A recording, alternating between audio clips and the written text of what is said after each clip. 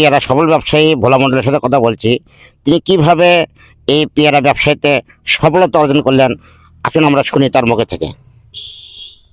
আসসালামু আলাইকুম।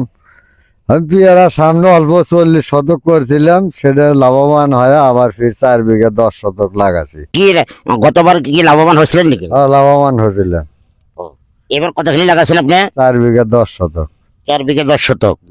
ও, তা আপনাদের এই কৃষি ইয়েতে আপনারা কিভাবে এই চিন্তা ভাবনা করলেন যে ব্যবসা কিভাবে চিন্তা মাথায় আসলো?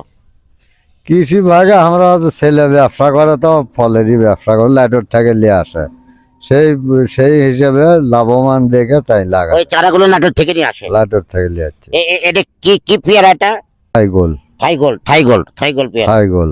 ও আচ্ছা, তাহলে আপনারা এই যে ঔষধপাতি এবং বিভিন্ন কৃষি অধিদপ্তর থেকে কোনো সহযোগিতা পাচ্ছেন কি? কখনো সরকারির থেকে অল্প কিছু পাইছি। পাচ্ছেন? হ্যাঁ। ও, এ আরো যদি আপনারা পান, আপনার সামনের দিকে কি এগিয়ে যাওয়ার জন্য পরিকল্পনা আছে? তাহলে তো আরো করবো। জি জি জি। জি। আচ্ছা, এই গ্রামের নাম কি?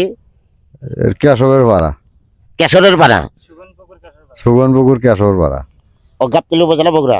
গাবতলী উপজেলা, বগুড়া। আচ্ছা, ধন্যবাদ আপনাকে, ধন্যবাদ।